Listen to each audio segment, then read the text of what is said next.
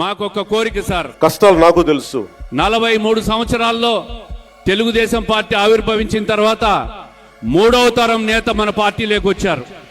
ఒక రౌడీ మూకను ఎదుర్కోవడానికి, గుండాల మూకను ఎదుర్కోవడానికి నేను మొదటి తరం రాజకీయ నాయకుడిని. నేను మొదటి తరం రాజకీయ నాయకుడిని. మా నాన్న ముఖ్యమంత్రి కాదు, మా నాన్న కానిస్టేబులే. నాకు 10 మంది తెలీదు. పార్టీకి భవిష్యత్తులో యువతకు ఒక భరోసా ఇవ్వాలన్నా, చిల్లర వేషాలు వేసేవాళ్ళు కానీ నేను భయపడతానా? పార్టీకి భరోసా ఇవ్వాలన్నా 6 నెలల హనీమూన్ పీరియడ్ అయిపోయింది. నారా లోకేష్ గారిని డిప్యూటీ సీఎం గా ప్రమోట్ చేయాలని చెప్పి మేమందరం కూడా కోరుకుంటున్నాం సార్. తొక్కి నారత్తిస్తాను ఒక్కొక్కరికి. మా ఇష్టం. కుదరదట్లా.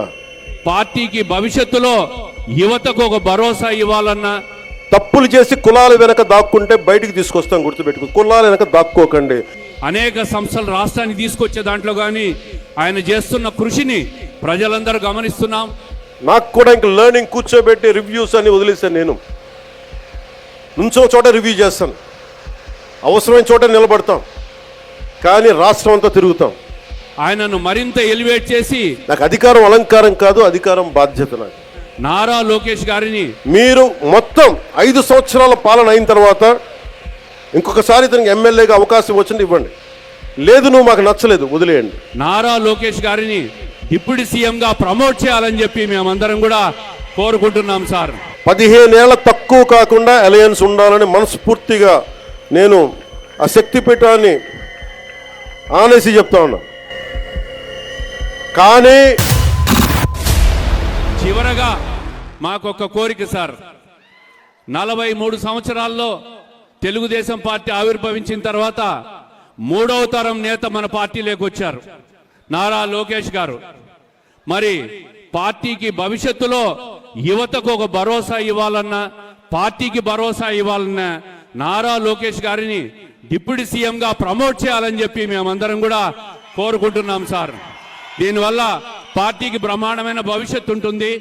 అన్ని రకాలుగా యువతను ప్రోత్సహించే విధంగా ఆయన ఈరోజు ఐటీ రంగానికి కానీ, పారిశ్రామిక రంగానికి కానీ, అనేక సంస్థలు రాష్ట్రానికి తీసుకొచ్చే దాంట్లో కానీ ఆయన చేస్తున్న కృషిని ప్రజలందరూ గమనిస్తున్నాం. ఆయనను మరింత ఎలివేట్ చేసి పార్టీకి ఉజ్వల భవిష్యత్తు ఇచ్చే విధంగా తమరు చేస్తారని ఆశిస్తూ, తప్పుగా మాట్లాడింటే మన్నించవలసిందిగా కోరుకుంటూ, నాకు ఇవ్వాల్సిందల్లా సుపరిపాలన ఇవ్వండి. తన్నా మన అని భేదం లేకుండా అందరికీ సమ న్యాయం చేయమని అంటే, అది జరగకపోతే మటుకు మళ్ళీ నా లాంటి వాడు వచ్చి రోడ్ల మీద తిరిగితే ఎవరికి నిద్రాహారాలు ఉండవు. అక్కడ దాకా తీసుకెళ్ళదు. ఎందుకంటే నేను ఒక రౌడీ మూకను ఎదుర్కోవడానికి, గుండాల మూకను ఎదుర్కోవడానికి నేను మొదటి తరం రాజకీయ నాయకుడిని. నేను మొదటి తరం రాజకీయ నాయకుడిని. మా నాన్న ముఖ్యమంత్రి కాదు, మా నాన్న కానిస్టేబులే. నాకు 10 మంది తెలీదు. ఈ వేదిక పైన ఉన్న పెద్ద అధికారులు, ఐఏఎస్లు అంటే నాకు భయం వేస్తుంది. నాకు పెద్దది, ఇంకా నేను చిన్న ఉద్యోగ కొడుకుని కదా. మా నాన్న ఏం చెప్పాడు చిన్నప్పుడు, సరే దొరగారు వచ్చారు, ఇంట్లో నుంచి భోజనం పంపించాలని చెప్పాడు. మాకు ఐజీలు అంటే దొరగారు మా ఇళ్లలో. ఈ రోజుకి ఇన్ని కోట్లాది మంది నన్ను గుండెల్లో పెట్టుకున్నా, కేంద్ర స్థాయిలో నాకు పరిచయాలున్నా, నాకెప్పుడు అధికారులు పెద్దవాళ్ళే. నాకు లోపల అంత గౌరవం ఉంటుంది నాకు. కానీ గౌరవం నిలబెట్టుకోవాల్సిన అవసరం కూడా అధికారుల మీద ఉంది. ఎందుకంటే నేను ప్రజల కోసం పనిచేస్తాను. అందుకని ఈ బాధ్యతని అందరూ చేయాలి. ఎందుకంటే నేను ఈవిటీజింగ్ అనేది నాకు చాలా చిరాకు. నిస్సహాయ స్థితిలో ఉన్న ఆడపిల్లల్ని వేధించడం అనేది మగతనం కాదు. అది మీరు మగతనం కావాలంటే జిమ్నాస్టిక్స్కి వెళ్ళండి. మీరు మగతనం ప్రూవ్ చేయాలంటే దేశం కోసం ఒళ్ళొంచి ఆర్మీలో జాయిన్ అవ్వండి. ఆడపిల్లల్ని ఏడిపించి అది మగతనం అంటే తొక్కి నారత్తిస్తాం, పిచ్చ వేషాలు వేస్తాం.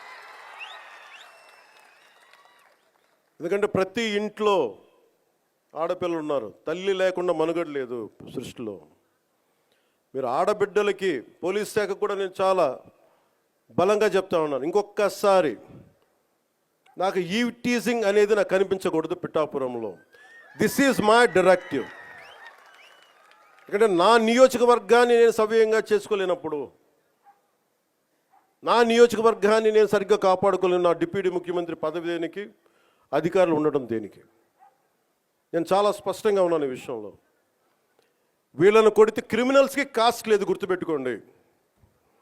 తప్పులు చేసి కులాల వెనక దాక్కుంటే బయటికి తీసుకొస్తాం, గుర్తుపెట్టుకో. కులాల వెనక దాక్కోకండి. వాళ్ళు క్రిమినల్స్కి కులం లేదు, ప్రజాప్రతినిధులకి కులం లేదు. We're very clear about it. చాలా స్పష్టంగా ఉన్నాను దాని మీద. ఈయన కొడితే మాకు ఓట్లు పోతాయి. ఇప్పుడు నేను అధికారులందరికీ చెప్తా ఉన్నాను, సార్ ఈయన అరెస్ట్ చేస్తే ఓట్లు పోతాయి, హిందువులకి ఓట్లు పోతాయి. ఎవరు వెనకేసుకొస్తారు వీళ్ళని? నేనైతే వెనకేసుకురాను, మా కూటమిలో ఉన్న నాయకులు ఎవరు వెనకేసుకురారు. ఒకళ్ళు వెనకేసుకొస్తే సరిదిద్దుతాం. అంతేకాని నిస్సహాయంగా పవన్ కళ్యాణ్ బిడ్డలు బాగానే ఉంటారు, వాళ్ళు నాన్న రక్షించుకోగలరు. ఒక సగటు మనిషి, సగటు క్లర్క్, సగటు క్లాస్ 4 ఎంప్లాయ్, వాళ్ళని కదా సంరక్షించాల్సింది మనం. విఐపి ట్రీట్మెంట్ ఆగాలి ఇక్కడ, సగటు కామన్ మ్యాన్ ట్రీట్మెంట్ పెరగాలి. అది తిరుమలలో కావచ్చు, సగటు జీవితంలో కావచ్చు. ఇలా కాకుండా కూర్చోబెట్టి పోలీస్ 6 నెలల హనీమూన్ పీరియడ్ అయిపోయింది. హనీమూన్ పీరియడ్ అయిపోయింది అందరికీ, నాతో సహా.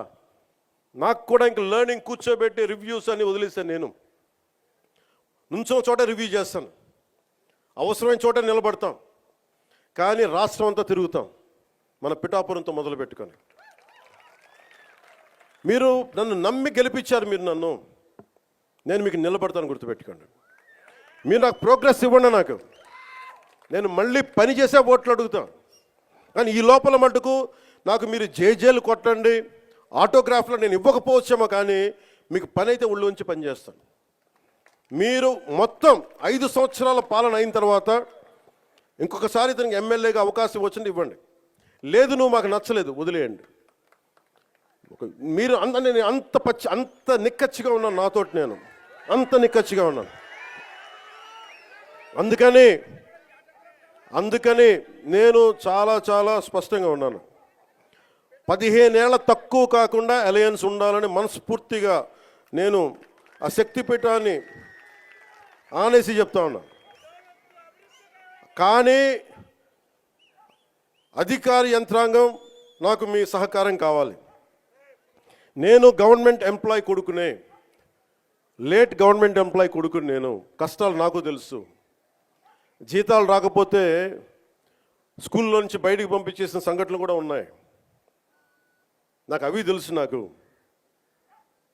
కరెక్ట్గా కూర్చోబెట్టి 1వ తారీఖు జీతాలు రావు, 7కో 8కో వస్తే స్కూల్ నుంచి పంపించేసేవాళ్ళు నన్ను.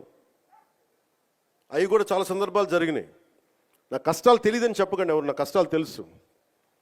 అందుకే నిన్న ఎందుకు తగ్గి మాట్లాడతానంటే కష్టాలు తెలిసిన వాడిని కాబట్టి. నాకు అధికారం అలంకారం కాదు, అధికారం బాధ్యత నాకు. కానీ నాకు పిఠాపురం బాగుండాలి, నేను చాలా స్పష్టంగా ఉన్నాను. లా అండ్ ఆర్డర్ కనుక ఎవరన్నా సరే ఇష్టారాజ్యంగా, ఎవరన్నా సరే ఇష్టం వచ్చినట్టు చేస్తే తొక్కి నారత్తిస్తాను, ఒక్కొక్కరికి చెప్తాను. మా ఇష్టం కుదరదట్లా.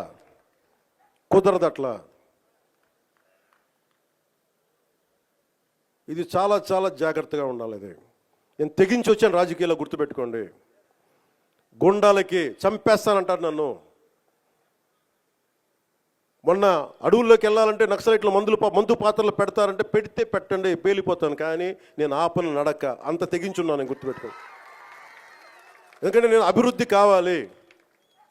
పోలీస్ వ్యవస్థ ఏం చెప్తారు, సార్ అక్కడ వెళ్తే మీరు మందు పాత్రలు ఉంటాయి, ఇబ్బంది పెడతారు, భయపెడతారు. భయపడేవాడిని రాజకీయాల్లోకి రాకూడదు. మంచి చేయాలని వచ్చేది, నాకు భయం లేదు. నాకు అంటే ఇంత తెగించిన వాడిని ఆకు రౌడీలు కానీ, చిల్లర వేషాలు వేసేవాళ్ళు కానీ నేను భయపడతానా? అందుకని చాలా జాగ్రత్తగా ఆలోచించి అందరూ దయచేసి మసలండి. ఎందుకంటే నేను తెగించానంటే మటుకు ఇంకెవరు తెగించరు, అంత పిచ్చగా తెగిస్తాను నేను. ఎందుకంటే నేను నిన్న ఎందుకు క్షమాపణ చెప్పాలి, ఎందుకు క్షమాపణ చెప్పాలి? నేను బాధ్యత అడిగాను, మీ ఓట్లు అడిగాను నేను. తిరుమల నాకు డైరెక్ట్గా నాకు సంబంధం లేకపోవచ్చు, కానీ నేను దాంట్లో భాగస్వామ్యం ప్రభుత్వంలో. మీరు నారా చంద్రబాబు గారు గెలవకపోయినా, నేను గెలవకపోయినా 164 మంది ఎమ్మెల్యేలు గెలవకపోయినా టీటీడీ బోర్డు ఎక్కడి నుంచి వస్తుంది? చైర్మన్ ఎలా నియమితం అవుతాడు? ఆయన ఏ ఈఓ ఎలా నియమితం అవుతారు? ఈఓ ఎలా నియమితులు అవుతారు? మేము గెలిస్తేనే మీరు, అది ఎక్కడి నుంచి వచ్చింది? మా గెలుపు మీరిస్తే. అందుకు మీకు నేను క్షమాపణలు చెప్పాను. నేను కోరుకునేది ఒకటే, ఎప్పుడో చెయ్యని తప్పుకి జపాన్ లాంటి దేశంలో ప్రధానమంత్రి ఆయన పుట్టక ముందు జరిగిన తప్పుకి ఆయన పార్లమెంట్లో క్షమాపణలు చెప్పాడు. మనం నేర్చుకోవాల్సింది అది. వాళ్ళు చేయకపోయినా 3 తరాల ముందు తప్పు చేసినా క్షమాపణలు చెప్పారు. నేను ఈ రోజున అడుగుతుంది, టీటీడీ బోర్డు పాలక మండలి చైర్మన్ గారు కానీ, సభ్యులు కానీ, ఈఓ కానీ, ఏఈఓ కానీ, మీరు ప్రెస్ మీట్ పెట్టి క్షమాపణలు చెప్పండి. నేను క్షమాపణలు చెప్పినప్పుడు మీకు క్షమాపణలు చెప్పడానికి నామోషి ఏంటి? బాధ్యత తీసుకోండి, బాధ్యత తీసుకోవాలి. ఇది చాలా బాధ కలిగించేది. మాకు సంబంధం లేదంటే ఎట్లా? నా తప్పు కాదంటే రాజు 7 చేపలు కదలా, మరి ఎవరు చేస్తారు ఇది? నాకేం సరదా నాకు క్షమాపణలు చెప్పడం?